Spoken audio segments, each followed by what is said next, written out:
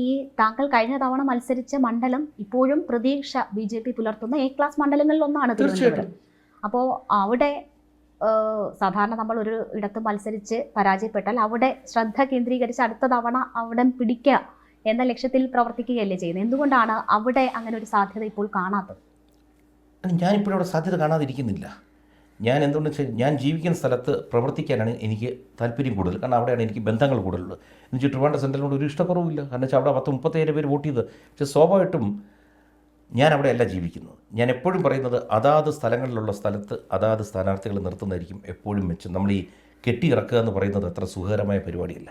ഇപ്പം തന്നെ കൊല്ലത്തിൻ്റെ മത്സരിക്കാൻ പറഞ്ഞാൽ പോലും അവിടെ ചിലപ്പോൾ മത്സരിക്കാൻ മോഹമുള്ള ധാരാളം പേര് കാണും. ആ സമയത്തായിരിക്കും ഞാൻ പോയി ഇറങ്ങുന്നത്. സ്വാഭാവികമായിട്ടും അതൊരു ശത്രുത ഉണ്ടാക്കും. അപ്പോൾ ഈ കെട്ടിയിറക്കൽ പരിപാടി നിർത്തുക, അതാത് സ്ഥലങ്ങളിൽ അവനവൻ്റെ കോൺസ്റ്റിറ്റ്യുവൻസി അവനവൻ ജീവിക്കുന്ന സ്ഥലത്തുനിന്ന് സ്ഥാനാർത്ഥിയെ കണ്ടെത്തി നിർത്തിക്കഴിഞ്ഞാൽ ആ സ്ഥാനാർത്ഥി ഏത് പാർട്ടി ആയിക്കോട്ടെ ഏത് ഇതുമായിക്കോട്ടെ ആ പ്രവർത്തകന് ആ രാജ്യത്ത് ആ സംസ്ഥാനത്തിൻ്റെ ആ മണ്ഡലത്തെ പറ്റി കൂടുതൽ വിവരമുണ്ടായിരിക്കും. അതുകൊണ്ട് പക്ഷേ നിയമം കഴിഞ്ഞാൽ ബി.ജെ.പിയിൽ തന്നെ ഏറ്റവും കൂടുതൽ ആളുകൾ മത്സരിക്കാൻ ആഗ്രഹിക്കുന്ന സ്ഥലമാണ് വട്ടിയൂർക്കാവ്. ആ രീതിയിൽ പലരും ക്ലെയിം ചെയ്യുന്ന ഒരു മണ്ഡലം കാണും. താങ്കൾ പറഞ്ഞു കെട്ടിയിറക്കിയാൽ അവിടെ ആഗ്രഹിക്കുന്നവരുണ്ടാകും, പ്രശ്നങ്ങൾ ഉണ്ടാകും. അപ്പോൾ ഏറ്റവും വലിയ പ്രശ്നം ഇനി നടക്കാൻ പോകുന്നത് വട്ടിയൂർക്കാവിനെ ചൊല്ലിയല്ലേ? അല്ല, ആഗ്രഹിക്കുന്നൊരു തെറ്റില്ലല്ലോ. കാരണം പൊതുപ്രവർത്തനത്തിനകത്ത് ഞാനാണ് അല്ലെങ്കിൽ മറ്റൊരാളാണ്, എല്ലാവർക്കും ആഗ്രഹമുണ്ടെങ്കിൽ അവരവരുടെ ആഗ്രഹങ്ങൾ പ്രകടിപ്പിക്കുക. ആരാണ് ഏറ്റവും മെച്ചപ്പെട്ടതെന്ന് ഒരാളെ ഉള്ളെങ്കിൽ പാർട്ടിക്കും ബുദ്ധിമുട്ട് വരും. ഒരു 5-6 പേരുണ്ടെങ്കിൽ ഒരു മത്സരമുണ്ട്, അതിൽ നിന്ന് നോക്കി ഏറ്റവും നല്ല കൃഷ്ണകുമാറാണ് നല്ലത് അല്ലെങ്കിൽ കൃഷ്ണകുമാർ അല്ല നല്ലത് എന്ന് തിരഞ്ഞെടുക്കാൻ 5-6 പേര് വരട്ടെ. വരുമ്പോഴാണ് പാർട്ടിക്കും ഒരു നല്ലൊരാളെ കണ്ടെത്താൻ കഴിയും. അതുകൊണ്ട് ക്ലെയിം വരട്ടെ എന്ന് പറയുന്നത് ധാരാളം ആൾക്കാർ വരണം. കാരണം വിജയ സാധ്യതയുള്ളിടത്താണ് എല്ലാവർക്കും മത്സരിക്കാൻ താല്പര്യം വരുന്നത്. ഇപ്പോൾ എന്നിട്ട് എൻ്റെ അടുത്ത് പാർട്ടി പറഞ്ഞു കൊല്ലത്ത് പോയി നിൽക്കാൻ പറ്റും. കൊല്ലത്ത് വിജയസാധ്യത ഇല്ലെന്ന് നിങ്ങൾക്കും അറിയാം, എനിക്കും അറിയാം. പക്ഷേ നമുക്കതിനകത്ത് അവിടെ ഞാൻ നോക്കുന്നത് എന്തുകൊണ്ട് പാർട്ടി നമ്മളെ അങ്ങോട്ട് അയച്ചു. ഈ ആൾക്ക് അവിടെ പോയാൽ പ്രവർത്തിച്ചാൽ കുറച്ച് വോട്ട് കൂട്ടാൻ പറ്റും. പാർട്ടിയുടെ കണക്കൂട്ടിൽ വലിയ തെറ്റിയില്ല. 68,000 വോട്ട് കൂട്ടാൻ പറ്റി.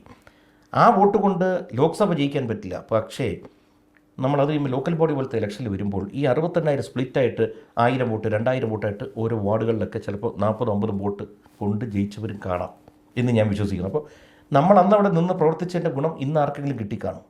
അതുകൊണ്ട് എല്ലായിടത്തും ഇലക്ഷൻ നിൽക്കാൻ പൊതു താല്പര്യം പൊതു നേതാക്കൾക്ക് പൊതുപ്രവർത്തകർക്ക് ആഗ്രഹം വരും. അത് തെറ്റല്ല.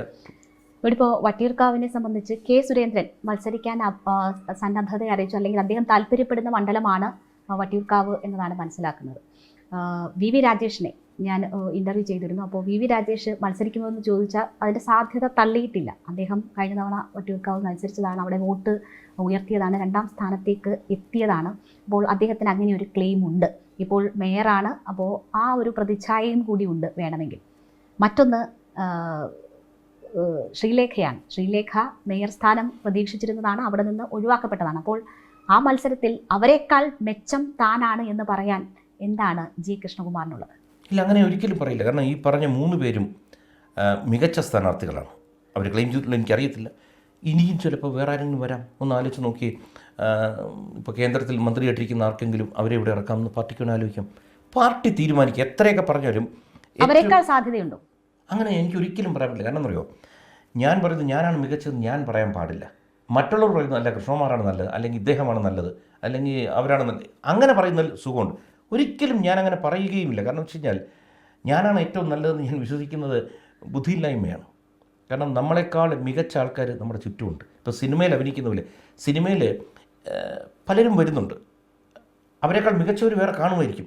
അവസരം കിട്ടണം ചിലർക്ക് എന്ന് പറഞ്ഞ പോലെ രാഷ്ട്രീയത്തിലും അവസരമാണ് പലരെയും മികച്ചതാക്കുന്നത്. ഇന്ന് തന്നെ ആലോചിച്ച് നോക്കൂ. ഇന്ന് നമുക്കിവിടെ മേയറായിട്ട് ശ്രീ വി രാജേഷിനെ കിട്ടി. വന്നു കഴിഞ്ഞപ്പോൾ തന്നെ അദ്ദേഹം ഒരു കംപ്ലീറ്റ്ലി ഇമേജ് മേക്കോറായി. കാരണം ആൾക്കാരുടെ ഇടയിൽ, കാരണം അദ്ദേഹത്തിന് ആ ഒരു വിജയം കിട്ടി. ആ സ്ഥാനത്ത് വന്നപ്പോൾ പൊതുജനങ്ങളുടെ ഞാൻ തന്നെ ഇപ്പോൾ 2-3 കാര്യങ്ങൾ കേട്ട് അദ്ദേഹം വിളിച്ചു. ഈ സമയത്ത് കൃഷ്ണകുമാർ യാദവ് അറേഞ്ച് ചെയ്തിട്ട് എന്നെ വിളിച്ചാൽ മതി, ഡെഫിനറ്റ്ലി അവിടെ വന്നിരിക്കും. അപ്പോൾ ഞാൻ പറയുന്നത് വെച്ചാൽ ആരാണോ മികച്ച സ്ഥാനാർത്ഥി അവർ വരട്ടെ. കാരണം നല്ല ആൾക്കാർ ജയിക്കണം, എന്നാലേ പാർട്ടി ജയിക്കത്തുള്ളൂ. അത് കൃഷ്ണകുമാറെന്നോ മറ്റാരെന്നൊന്നുമില്ല, ആരും ആയിക്കോട്ടെ, നല്ലവർ വരട്ടെ. ഞാനിപ്പോഴും ഇവിടെ പ്രവർത്തിച്ചുകൊണ്ടിരിക്കുക. നാളെ ഞാനല്ല, വേറെ ആളെ കൊണ്ടുവന്ന് നിൽക്കട്ടെ, അവരെ വിജയിപ്പിക്കുക. കാരണം നാളെ അവർ ജയിച്ചാലും മതി, അത് നമ്മുടെ വിജയമായിട്ട് നമ്മൾ കണക്കാക്കണം. അത്രേ ഉള്ളൂ പ്രശ്നം. ഓക്കെ, ഇത് ആദ്യം കോർ കമ്മിറ്റിയിലേക്ക് പ്രത്യേക ക്ഷണിതാവായിട്ടാണ് കൃഷ്ണകുമാർജിയെ വിളിക്കുന്നത്. അവിടെ എത്തുന്നു. അമിത്ഷായോട് ആ യോഗത്തിൽ തന്നെ എനിക്ക് വട്ടിയൂർക്കാവ് മത്സരിക്കാൻ താല്പര്യമുണ്ട് എന്ന് പറഞ്ഞു എന്നതാണ് പുറത്തു വന്നിട്ടുള്ള വാർത്ത. അതിനു മുൻപ് ആരോടെങ്കിലും സംസ്ഥാന നേതൃത്വത്തിലെ ആരോടെങ്കിലും അക്കാര്യം സൂചിപ്പിച്ചിരുന്നു? രണ്ട് കാര്യങ്ങളാണ്. ഒന്ന്, ഞാൻ ആദ്യമായിട്ട് ഒരു കോർ കമ്മിറ്റിയിൽ പങ്കെടുക്കുന്നത്. അത് താങ്ക്സ് ടു എൻ്റെ state president, general secretary Shri advocate Suresh. ഇവർ രണ്ടുപേരും, കാരണം ഞാനിവിടെ ചുമതലയുള്ള ഒരാളല്ല, എന്നിട്ട് എന്നെ അതിനകത്ത് പങ്കെടുപ്പിച്ചു. ഒരു കോർ കമ്മിറ്റിയിലും അല്ലെങ്കിൽ ഒരു നേതാവിൻ്റെ നമ്മൾ പോയി ചില കാര്യങ്ങൾ പറയുന്നത് എൻ്റെ വായിൽ നിന്ന് വെളിയിൽ വരാൻ പാടില്ല. കാരണം വെച്ചാൽ ഞാനും ഇങ്ങനെ പല വാർത്തകളും കണ്ടു. എൻ്റെ അടുത്ത് ചോദിച്ചു, ഞാൻ എനിക്കറിയില്ല, കാരണം അവിടെ പറഞ്ഞത് നമ്മൾ പുറത്ത് പറയാൻ പാടില്ല എന്നുള്ളതാണ് പാർട്ടി നിയമം എന്നാണ് ഞാൻ വിശ്വസിക്കുന്നത്. അല്ലെന്നുണ്ടായിരുന്നു ഞാൻ പറയായിരുന്നു. ഓക്കെ, എൻ്റെ രണ്ടാമത്തെ ക്വസ്റ്റ്യൻ ഉത്തരം പറഞ്ഞോളൂ. അതിനു മുൻപ് ആരോടെങ്കിലും ഈ വട്ടിയൂർക്കാവിലെ മത്സരിക്കാനുള്ള താല്പര്യം സംസ്ഥാന നേതൃത്വത്തെ അറിയിച്ചിരുന്നു? തീർച്ചയായിട്ടും. ഞാൻ നമ്മുടെ പ്രസിഡന്റ് എന്ന് പറഞ്ഞാൽ എൻ്റെ നേതാവാണ് ശ്രീ രാജീവ് ചന്ദ്രശേഖർ. അദ്ദേഹത്തിന് പോയി ഞാൻ കാര്യങ്ങൾ അറിയിച്ചിട്ടുണ്ട്. എനിക്കിങ്ങനെ മത്സരിക്കാൻ താല്പര്യമുണ്ട്. അനുകൂല സമീപനമായിരുന്നു അദ്ദേഹത്തിന്? അല്ല, അത് അദ്ദേഹത്തിനും പറയാൻ പറ്റില്ലല്ലോ. കാരണം വെച്ച് കഴിഞ്ഞാൽ അദ്ദേഹം ചുമതലയിൽ ഇരിക്കുമ്പോഴത്തേക്ക് ഇറസ്പോൺസിബിളായിട്ടൊരു ഉത്തരം പറയാൻ പാടില്ല. അദ്ദേഹം അതിന് പറഞ്ഞു ഡെഫിനറ്റ്ലി കൺസിഡർ ചെയ്യും, പേര് മുകളിൽ പോയി അവർ പാസ്സാക്കി വരട്ടെ, ഓൾ ദ ബെസ്റ്റ് പുള്ളി ആശംസിച്ച് വിട്ടു. അല്ലാതെ അവർക്ക് പറയാൻ പറ്റില്ലല്ലോ. എന്നാലും നല്ല സമീപനമായിരുന്നു. പിന്നെ അദ്ദേഹം ഇന്നും ഞാൻ അദ്ദേഹം മന്ത്രിയായിട്ടിരിക്കുമ്പോഴും ഞാൻ അദ്ദേഹത്തെ പോയി കാണാറുണ്ട്. അന്നും വളരെ നല്ല ബന്ധമാണ്, ഇന്നും അതേ ബന്ധം കാത്തു സൂക്ഷിക്കുന്നു. പക്ഷേ യോഗത്തിൽ അമിത്ഷാ അതിൻ്റെ പാർട്ടി സംവിധാനം എങ്ങനെയാണോ അതനുസരിച്ച് പോകട്ടെ, ആരെങ്കിലും ശ്രദ്ധയിൽപ്പെടുത്തുകയാണെങ്കിൽ അല്ലെങ്കിൽ ആരെങ്കിലും നിർദ്ദേശിക്കുകയാണെങ്കിൽ അക്കാര്യം പരിഗണിക്കാം എന്ന് പറഞ്ഞു എന്നതാണ് പുറത്തു വന്നിരിക്കുന്ന വാർത്ത. അവിടെ അമിത്ഷായിൽ നിന്ന് കിട്ടിയ റെസ്പോൺസ് പോസിറ്റീവാണോ? കാരണം അദ്ദേഹം വലിയൊരു നേതാവാണ്. അപ്പോൾ അദ്ദേഹം അതിനകത്ത് പറഞ്ഞു വെച്ച് കഴിഞ്ഞാൽ സ്വാഭാവികമായിട്ടും പാർട്ടിക്ക് ഒരു രീതിയുണ്ടല്ലോ, ആ രീതിയിൽ എടുക്കാൻ പറ്റും. തീർച്ചയായിട്ടും കൃഷ്ണകുമാറിൻ്റെ പേര് വന്നാൽ അത് പരിഗണിക്കും.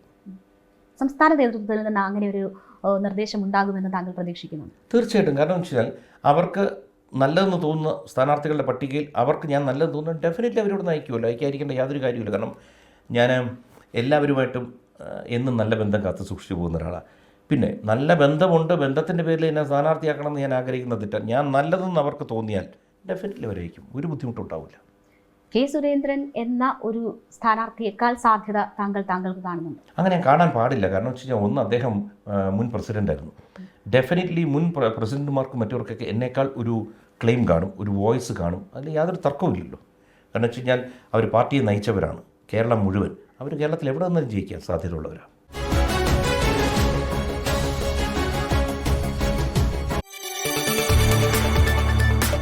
കൂടുതൽ വാർത്തകൾക്ക് news 18 Keralam YouTube channel subscribe ചെയ്യുക.